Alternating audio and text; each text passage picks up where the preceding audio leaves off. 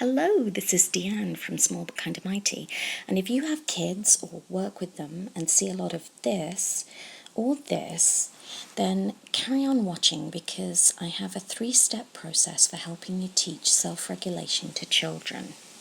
For tips, strategies and ideas on inclusive, accessible, play-based learning for life and other skills, please subscribe to my channel, and if you don't want to risk missing a video, make sure you tap the notification bell. Self-regulation is a skill, and like any other skill, it's something we have to actively model and teach in order for children to learn how to do it. Now, if you're stuck wondering how to actually do this, then I'm so glad you're here, because by the end of this video, you will know exactly how to implement a 3-step process designed to teach kids self-regulation techniques. Michelle Walker, who has a master's in applied educational psychology, says of this approach that it's a very fun and engaging way to help teach, learn, and cope.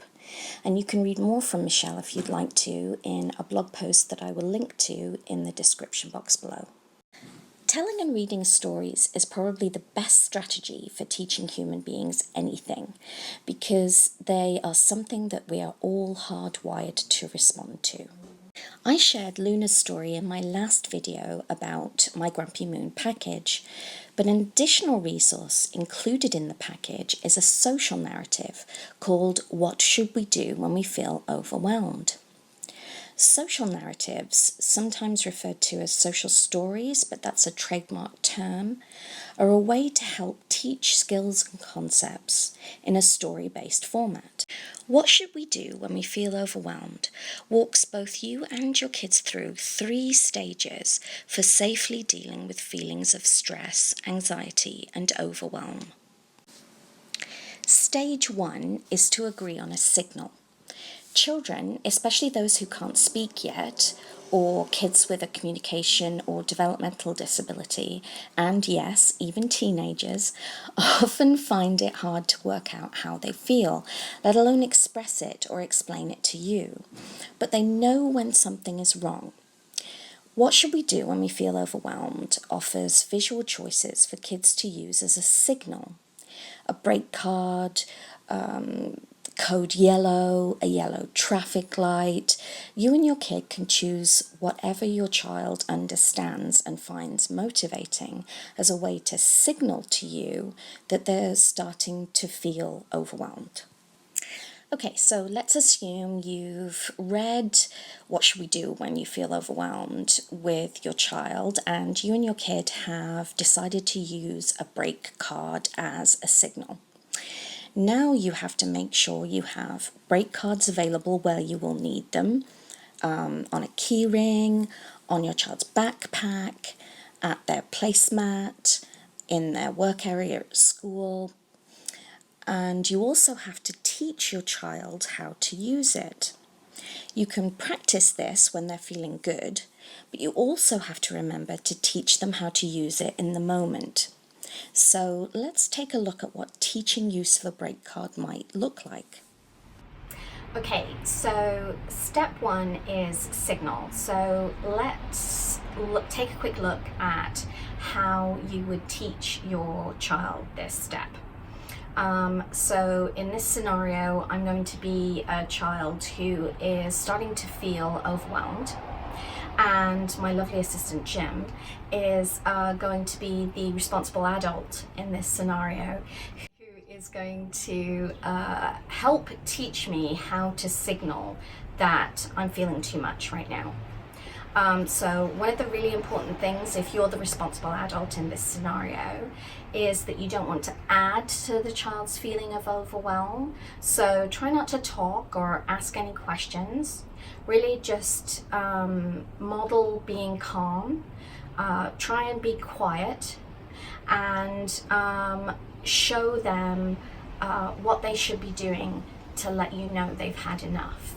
So, Jim, are you ready for me to start being non-speaking child who's had enough?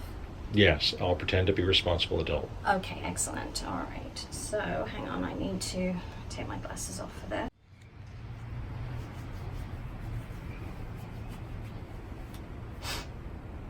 toilet, toilet, toilet, toilet, toilet. Would you Toilet, like toilet. to take a break? I would love if you comment below if you use signals or other visual supports with children. Which ones do you use? And if you're liking this approach so far, then please do take a few minutes to check out part 1 in this series, in which I outline how we can proactively help prepare children for changes, transitions, and other life hurdles that can lead to feelings of overwhelm. After teaching how to use a signal, the next stage you have to teach your children is safety. Sometimes, despite our best efforts, we don't pick up on kids' cues, or we even inadvertently make the situation worse. So we need to teach kids what to do when they're becoming overwhelmed and their needs aren't being recognized. This might look completely different in different environments, so do some brainstorming. How do we do this when we're out and about, or at home, or at school?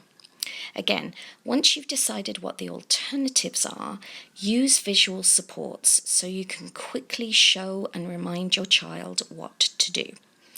And carry on watching, because I've got tips for creating visual supports later on in the video. The last stage to teach and model children is start processing.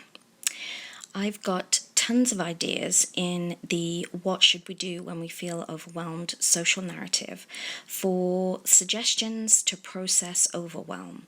But a lot of this will be trial and error based on what works for the child in question. Again, having visual supports available to remind kids of safe ways to process is really important. One suggestion for a stress reliever that we use is something that you can keep in the fridge at home. It's called Mundo, and here is me talking about it. Okay, so the Mundo is something that kids can play with. It's sort of like a stress ball, but it's scented. It's homemade. It's really easy to make. It only has 2 ingredients, and it smells like lavender. It's really lovely. It doesn't require any cooking. There's no fancy ingredients required. So let me know if you'd like a video on how I make this.